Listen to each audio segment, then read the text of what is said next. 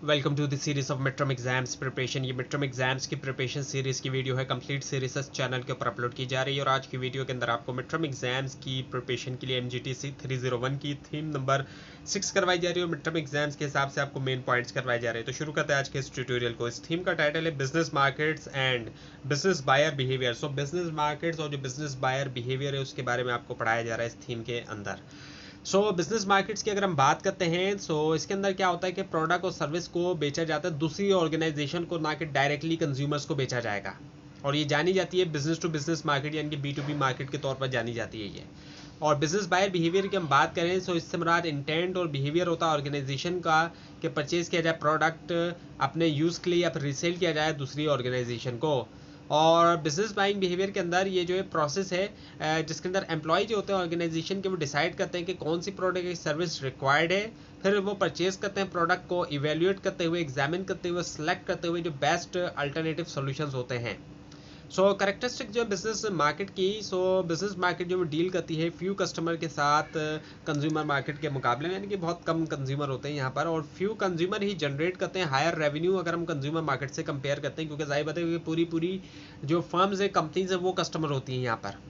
Business market जो है वो जोग्राफिकली तौर पर कंसंट्रेटेड होती है, यानी कि फैली हुई नहीं होती, बल्कि ये एक ही खास जगह पे दिखाई देती है, जैसे कि कमर्शियल एरियाज़ हैं या इंडस्ट्रियल एरियाज़ वगैरह हैं, बल्कि ऐसी जगहों पे ही देती है। वरना तो होता क्या है कि जो कंज्यूमर मार्केट होते हैं वो आप देखते हैं कि रेजिडेंशियल एरियाज़ में भी आपको कंज्यूमर मार्केट दिखाई दे रही होती है। हर जगह पे रिहायशी इलाकों में भी कंज्यूमर मार्केट दिखती है, गली मोहल्लों में भी दुकानें होती हैं, मार्केट होती हैं।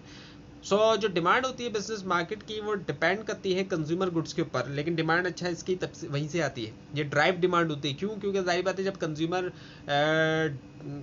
मार्केट के अंदर कंज्यूमर गुड्स की डिमांड बढ़ती है तो फिर बिजनेस मार्केट में भी वो चीज़ जाहिर बात है बनती है। बिजनेस जो ऑर्गेनाइजेशन है वो बनाती हैं उस चीज़ को, तो इसी वजह से ऑर्गेनाइजेशन डिमांड करती है बिजनेस मार्केट के अंदर उन चीज़ों को। बिजनेस मार्केट जो है इनका स्ट्रॉन्ग बायर और सेलर डिपेंडेंसी होती है एक दूसरे के ऊपर, अगर हम देखें कंज्यूमर मार्केट के मुकाबले में। और explanation of business buying process की हम बात करें बिजनेस बाइंग प्रोसेस जो है वो रिक्वायर करता है प्रोफेशनलिज्म भी, और इसमें शामिल होता है more than one decision participant, एक से ज़्यादा डिसीजन पार्टिसिपेंट होना चाहिए। कंपनीज जो है ऑफर करती हैं बहुत से ट्रेनिंग प्रोग्राम भी एम्प्लॉयज़ को कि वो सीख सकें कि कैसे परचेज़ किया जाए इफेक्टिवली, यानी कि इतना आसान भी नहीं होता वहाँ पर बाय करना। कंज्यूमर मार्केट में बाय करना बहुत आसान होता है, इंसान अपने लिए बाय करता है, लेकिन जब बिजनेस बाइंग बिहेवियर की बात करें, बिजनेस के लिए बाय किया जाएगा तो आसान नहीं होता। जो की इन्फ्लुएंसेस होते हैं बिजनेस बाइंग बिहेवियर के वो कौन कौन से होते हैं? एक्सटर्नल इन्वायरमेंटल फैक्टर्स होते हैं, जो करंट और एक्सपेक्टेड इकोनॉमिक एनवायरनमेंट होता है उसका सिग्निफिकेंट इन्फ्लुएंस होता है बिजनेस डिसीजन मेकिंग के ऊपर, जैसे कि प्रोडक्ट डिमांड है, करंट कंडीशन होती है इकोनॉमी की, और फेसिंग होना शॉर्टेज ऑफ मटेरियल सप्लाई की। ऑर्गेनाइजेशनल फैक्टर की बात करें तो जैसे कि हम जानते हैं कि हर ऑर्गेनाइजेशन का उसका विजन है, मिशन है, पॉलिसीज है, प्रैक्टिसेस है, प्रोसीजर और स्ट्रक्चर है, और कोर रिस्पॉन्सिबिलिटी होती है मार्केटर्स की कि वो अंडरस्टैंड करें इन ऑर्गेनाइजेशनल फैक्टर्स को।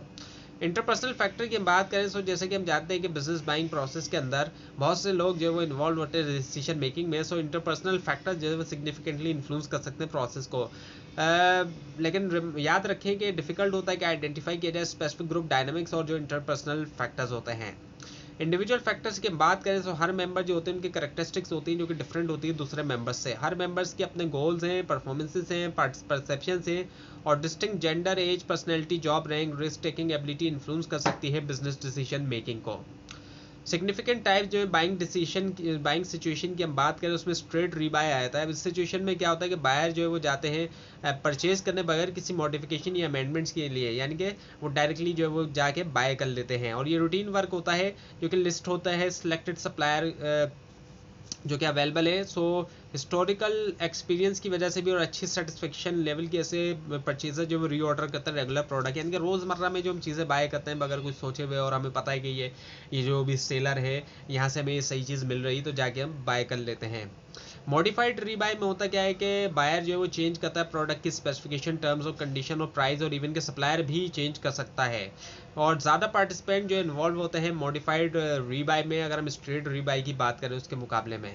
न्यू टास्क की हम बाय करें, यहाँ पर बायर जो परचेज करता है प्रोडक्ट फर्स्ट टाइम जो है सप्लायर से पहली बार, और इस केस के अंदर ज़्यादा लोग इन्वॉल्व होते हैं डिसीजन मेकिंग में, ज़्यादा रिस्क होता है और कॉस्ट इन्वॉल्व होती है, और ज़्यादा रिसर्च भी इसमें रिक्वायर्ड होती है। पार्टिसिपेंट जो होते हैं बिजनेस बाइंग प्रोसेस के अंदर, इसमें यूज़र होते हैं, ये वो लोग होते हैं ऑर्गेनाइजेशन के अंदर जो यूज़ करते हैं प्रोडक्ट या सर्विस को। इन्फ्लुएंसर्स होते हैं जो ज़्यादातर टाइम जो है ये जो है टेक्निकल लोग होते हैं जो कि इन्फ्लुएंस करते हैं बाय परचेज डिसीजन को, ये हेल्प करते हैं, गाइड करते हैं दूसरे मेंबर्स को प्रोडक्ट की स्पेसिफिकेशन के हवाले से, और जो एवेल्यूटिव अल्टरनेटिव ऑप्शंस होते हैं उसके लिए भी। बायर्स की बात करें, इनके पास फॉर्मल अथॉरिटी होती है कि ये ऑर्डर रखें, ऑर्डर कर सकें और सिलेक्ट करें टर्म्स एंड कंडीशन जो है वो परचेज के लिए। डिसाइडर की हम बात करें, ये लोग वो होते हैं जिनका पावर होती है कि सिलेक्ट कर दें या रिजेक्ट करते हैं वेंडर को। कभी कभी पावर फॉर्मल भी हो सकती है और इनफॉर्मल भी हो सकती है। फॉर्मल से मुराद ये कि किसी पोजीशन की वजह से है, और इनफॉर्मल ये कि किसी की पोजीशन से हट के पावर है। सो बायर जो होते हैं बहुत से ऑर्गेनाइजेशन में वो डिसाइडर भी होते हैं रूटीन बाइंग के अंदर। गेट कीपर की हम बात करते हैं, सो ये जो है क्या करते हैं, कंट्रोल करते हैं फ्लो जो इन्फॉर्मेशन का ऑर्गेनाइजेशन के अंदर, और ये जो है पर्सनल टेक्निकल पर्सन भी हो सकते हैं और पर्सनल सेक्रेटरीज भी हो सकते हैं। अब जो बाइंग प्रोसेस है बिजनेस बायर का, उसमें पहला ही होता है कि प्रॉब्लम रिकग्निशन। इसमें क्या होता है कि बायर इनिशियली आइडेंटिफाई करता है प्रॉब्लम या फिर नीड को, और वो रिक्वायर भी कर सकता है प्रोडक्ट या सर्विस, और ये जो रिजल्ट हो सकता है इंटरनल या एक्सटर्नल स्टिमुलाई का। जनरल नीड डिस्क्रिप्शन की बात करते हैं। नीड आइडेंटिफिकेशन के बाद जो नेक्स्ट स्टेप होता है वो जनरल नीड डिस्क्रिप्शन होता है, जिसके अंदर बायर डिस्क्राइब करते हैं करेक्टरिस्टिक्स और रिक्वायर करते हैं क्वांटिटी जो है प्रोडक्ट की। प्रोडक्ट स्पेसिफिकेशन की बात करें तो इस स्टेप में बायर डिस्क्राइब करते हैं टेक्निकल प्रोडक्ट स्पेसिफिकेशन जो है हेल्प के साथ वैल्यू एनालिसिस टीम की, और ये टीम जो है वो बेस्ट आइडेंटिफाई करती है प्रोडक्ट करेक्टरिस्टिक्स और फिर उसको राइट करती है अकॉर्डिंगली। और सप्लायर सर्च की हम बात करें तो बायर सर्च करता है जो अप्रोप्राइट सप्लायर है, सही जो सप्लायर है उसको। और जो प्रोसेस होता है सप्लायर सर्च का, बायर जो है वो यूज़ करते हैं कुछ फ़ोन डायरेक्टरीज का इस्तेमाल करते हैं जिसमें फ़ोन नंबर्स दिए होते हैं, और एक इंटरनेट के ऊपर भी जाहिर बात है सर्च करते हैं और कॉन्टैक्ट करते हैं दूसरी ऑर्गेनाइजेशन के साथ गाइडेंस के लिए। प्रपोजल सोलिसाइटेशन जो होता है तो सिर्फ एलिजिबल सप्लायर सबमिट कर सकते हैं प्रपोजल इस स्टेज के अंदर, एंड जस्ट इन केस जब प्रोडक्ट कॉम्प्लेक्स है सप्लायर जो है वो देते हैं एडिशनल डिटेल रिटर्न प्रपोजल, या फिर कभी कभी कुछ जो है वो देते हैं प्रेजेंटेशंस। सप्लायर सिलेक्शन की अगर हम बात करते हैं तो इस स्टेप के अंदर होता क्या है कि बायर जो वो रीड करते हैं प्रपोजल और सिलेक्ट करते हैं बेस्ट सप्लायर, और जो प्रपोजल होता है उसमें शामिल होता है product quality, number of unit, delivery conditions, product specification, और बायर रेट करते हैं एट्रीब्यूट्स को और फिर चूज़ करते हैं बेस्ट सप्लायर को।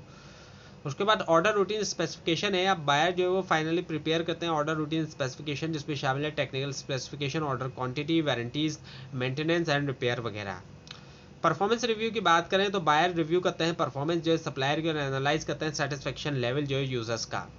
इंस्टीट्यूशनल मार्केट की अगर हम बात करते हैं तो ये जो है बेस्ड करती हैं डिफरेंट टाइप ऑफ इंस्टीट्यूशंस के ऊपर, जैसे कि स्कूल्स, रेलवे, एयरलाइन वगैरह। गवर्नमेंट मार्केट की हम बात करते हैं तो बहुत से कंट्रीज़ के अंदर गवर्नमेंट जो है प्राइमरी बायर और सप्लायर भी होता है डिफरेंट आइटम्स का। गवर्नमेंट जो है वो प्रोवाइड करती है लार्ज या स्मॉल अपॉर्चुनिटीज़ दूसरे कंपनीज़ को। तो ये थी आज की वीडियो। आपको इस बारे में कोई क्वेश्चन है, खासतौर पर इसमें कोई मिस्टेक दिखाई दे ज़रूर हाईलाइट कीजिए, और इस पूरी सीरीज़ को देखने के लिए और मिड टर्म एग्जाम्स की प्रिपरेशन के लिए इस चैनल को सब्सक्राइब कीजिए, बेल आइकन के ऊपर क्लिक कीजिए। Thanks for watching this video and best of luck for your exams.